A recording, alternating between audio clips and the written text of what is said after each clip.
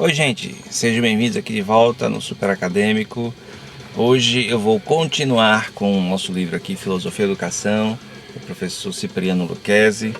E eu gostaria muito que vocês continuassem se inscrevendo no canal, dando like nos vídeos, né, acompanhando aí toda a playlist sobre Filosofia e Educação. E também dá uma olhada aí nas descrições que tem os links, né, e os livros que vocês podem ver meus.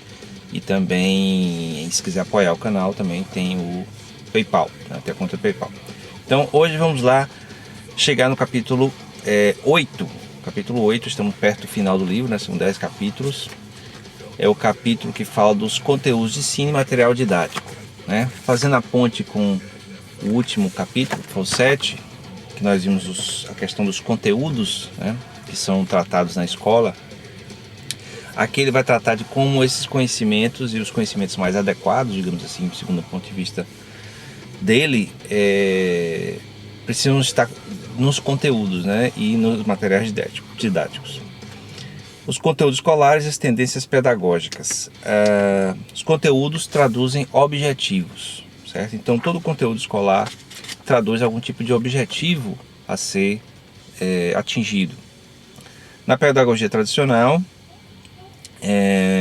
a ideia é, ao equalizar o acesso das pessoas ao conhecimento, à informação, buscou-se como objetivo esse processo de tornar todo o conhecimento disponível, acessível a todos. Para atingir esse objetivo, na pedagogia tradicional, adotou como conteúdo a formação da mente do educando através da assimilação dos denominados conteúdos clássicos, né, da cultura grega, romana e científico-moderna. Então tinha princípios aí, veja que são princípios ligados muito ao iluminismo e à Revolução Francesa. Igualdade é significando a disputa individual entre iguais. A educação escolar criaria condições individuais para a luta pela igualdade. Então, como a ideologia por trás dessa linha, né, tradicional era de atingir esse objetivo de que todos tivessem base individual para competir, digamos assim, no mesmo patamar, então os conteúdos refletiram isso. Já a pedagogia da escola nova buscava, em nome de uma equalização social, trabalha com diferenças individuais. Então aqui já acrescentado o que cada indivíduo tem para apresentar no processo de aprendizado. Os alunos entram na escola em condições diversificadas de aprendizagem e desta forma saem dela. Então meio que a escola meio que reproduz o que existe de diferente em cada indivíduo, já que ela estimula as individualidades. Na pedagogia tecnicista, o objetivo é formar profissionais para atender as carências de mão de obra no processo de industrialização, tanto nacional quanto multinacional, através da aquisição de conhecimentos e habilidades restritos a essa necessidade específica. Então, esse modelo tecnicista já tem um objetivo bem específico e bem diferente das outras duas. E aí reflete nos conteúdos que são abordados. Nas linhas chamadas progressistas, né, que a gente viu nos outros capítulos, que é a libertária, a libertadora e a crítica social de conteúdos, que é aqui o Lucchesi, ele meio que adota, né, como sendo a preferida dele. Os conteúdos são diversos também, né, a partir dos objetivos. Então, na libertária, a ideia é formar as crianças e os jovens para a autogestão individual. Então, autogestão quer dizer autonomia, responsabilidade por si mesmo. Na libertadora, ligado muito ao Paulo Freire, o objetivo é a emancipação organizada das camadas populares. Então, tendo um objetivo de emancipação de camadas populares, então os conteúdos que vão ser abordados vão ser conteúdos direcionados para isso, né? Direcionados para esse movimento de emancipação. Na crítica social dos conteúdos, a educação serve para formar o cidadão em condições de ser crítico. Então, ele prevê uma sociedade igualitária para todos os seres humanos, então preserva um pouco essa coisa da igualdade tradicional, mas a transmissão dos conteúdos se dá, né, acontece de forma chamada crítica. Os conteúdos escolares não são casuais, né? Tem sempre um objetivo político por trás. Que é uma coisa que os estudos de educação, filosofia da educação, as pedagogias mais críticas de uma maneira geral, sempre falam disso, né? né? Todo esforço, todos os objetivos de qualquer linha pedagógica tem sempre algum objetivo político, sendo que você pode escolher, né, seguir um objetivo político que reproduza a sociedade como é simplesmente, ou um que seja mais crítico desse sistema, né, existente, para daí formar indivíduos com capacidade de avaliar e de se representar e se impor perante os problemas da sociedade e não simplesmente obedecer. Bom, aí na escola que queremos, né, que é uma expressão que o Lucchesi vem usando muito, ele fala dos conteúdos a partir da crítica social dos conteúdos. Os conhecimentos são resultados críticos da ciência e da filosofia na medida em que procuram desvendar a realidade. Então, esses conhecimentos têm que estar relacionados com certas habilidades, né, que são desenvolvidas pelo estudante, certos hábitos, né, que constroem o cotidiano de cada um, e certas convicções, né, que são valores a partir dos quais os indivíduos, né, cada indivíduo vai se movendo. Então, a absorção dos conhecimentos, das habilidades, o desenvolvimento dos hábitos devem estar ligados a certas convicções. Então, se não se forma essa convicção, esses aspectos morais, o cotidiano das ações dos estudantes tende a ser apenas repetitivo, mesmo tendo uma base crítica. Bom, nesse esquema desses 4 elementos, né, conhecimentos, habilidades, hábitos e convicções, ele vai dizer que crianças, jovens e adultos assimilam ativamente os conhecimentos, né, formando habilidades e hábitos, e adquirem convicções fundamentais de solidariedade e igualdade. Isso supondo que esses sujeitos, esses indivíduos, eles vão ter ressonância, né, consignar, né, vão acreditar nesses conteúdos passados. Quais conteúdos interessam, né? Na escola que queremos, essa escola da crítica dos conteúdos, segundo o Lucchesi, deve-se abordar conteúdos com uma cultura espiritual, cotidiana e elaborada, e uma cultura material. Quer dizer, deve ser passado para o estudante tanto aspectos espirituais, não no sentido religioso, mas espiritual no sentido de que forma o interior do indivíduo, e material, no sentido de conhecimento dos aspectos exteriores aos indivíduos. O legado cultural de uma sociedade, né, que são os conhecimentos, habilidades, valores e bens, constitui os conteúdos escolares, especialmente na sua vertente elaborada. Quer dizer, os conhecimentos elaborados e não os conhecimentos espontâneos. A cultura elaborada é resultante da atividade humana em dar respostas aos múltiplos problemas e dificuldades que enfrenta, sejam decorrentes da natureza, sejam decorrentes da sociedade. Então, a ideia é que essas elaborações herdadas de uma cultura servem para responder a problemas, né, a questões daquela sociedade. A escola é uma instância mediadora do processo de absorção, né, de apropriação desses conhecimentos, habilidades e valores.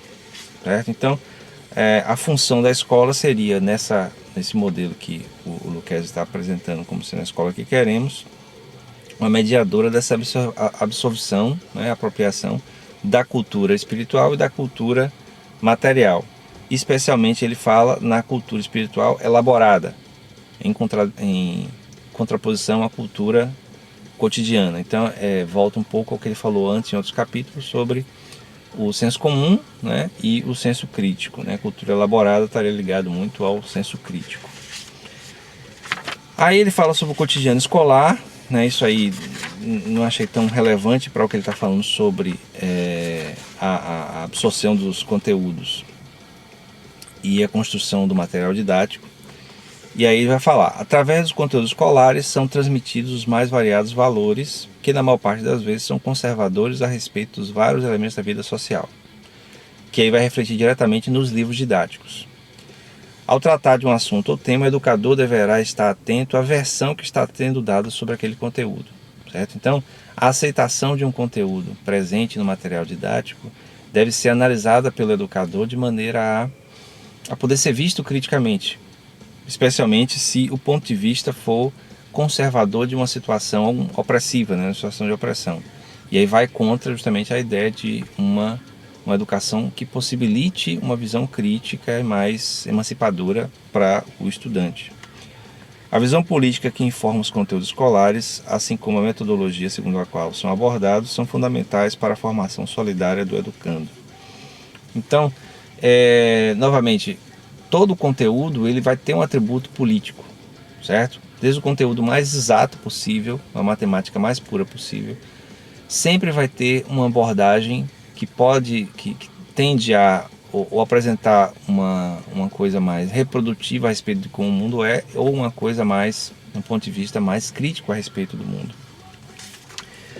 Voltando aos livros didáticos, né, o material didático, há professores que nem dão aulas orientando os alunos para que estudem exatamente o que está no livro, admitindo que o que está ali exposto é tudo o que querem transmitir. Então, esse tipo de atitude do educador é problemático porque não ensina o estudante a pensar criticamente sobre o que ele lê no livro didático. Contudo, existem professores que corretamente, segundo a posição do Lucchesi, tomam o livro didático como material exclusivamente auxiliar do seu processo de ensino, assumindo uma posição crítica frente aos conteúdos ali expostos, despertando nos alunos o senso crítico necessário para se ler qualquer coisa. Mas o livro didático, de forma alguma, deve ser instrumento descartado do processo de ensino. Ele é um instrumento importante. Então, o que ele está dizendo é que o professor ele deve mediar essa relação do aluno, do estudante, com o livro didático, porque o livro didático ele traz um ponto de vista, traz uma versão, e deve ser lido criticamente. É basicamente isso que está sendo dito. Nem sempre os conteúdos dos livros escolares são os mais recomendáveis. Cada professor seleciona criteriosamente, deve selecionar criteriosamente o livro didático e manter uma posição crítica. Uma mensagem nem sempre é verdadeira. O que está escrito e publicado não é necessariamente o correto. Ela necessita passar pelo crivo de nossas críticas, certo? Então, por exemplo, o papel de uma editora que produz material didático, livros didáticos, deveria ser de filtrar os conteúdos de maneira a torná-los não só acessíveis, né, de fácil entendimento, mas também que tragam um certo posicionamento, né, de preferência crítico a respeito do próprio conteúdo. Alguns livros são assim, algumas editoras trabalham assim, outras nem tanto.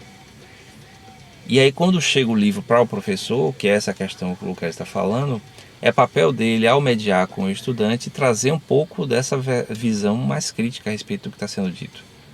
Porque senão, além de virar apenas uma reprodução, impossibilita de cada sujeito, de cada indivíduo, gerar um posicionamento próprio a respeito do conteúdo. Certo? Que não é simplesmente uma opinião, mas é a capacidade de olhar para um fato relatado, um problema matemático ou uma situação histórico-geográfica, ou até mesmo uma análise gramatical de um texto e conseguir perceber as nuances de um certo contexto sócio-histórico que está presente ali, certo? Então, esse foi o capítulo 8, né, do Educação, Filosofia da Educação, né? Espero que vocês tenham curtido aí. Se curtiram, deem um like. Se não curtiram, coloca nos comentários, né, por que não curtiu, né, o que é que você achou que faltou. E aí na próxima semana, né, a gente vai para o capítulo 9, que trata dos procedimentos de ensino, e finaliza depois o capítulo 10. Como eu estou chegando perto da minha defesa, né, de doutorado, essa semana eu devo fazer uma live fazendo uma espécie de ensaio para a defesa. Então fiquem ligados aí se você quiser acompanhar e aprender um pouco sobre tanto o meu tema quanto essa estrutura, né, esse ritual de defesa, né, de mestrado, doutorado, para que você, como possível estudante, pesquisador, possa ficar atento para certos aspectos, né, que é muito da prática vivenciada por cada um. Certo? Então, não esqueça de se inscrever no canal se você não está inscrito, e a gente se vê na próxima semana.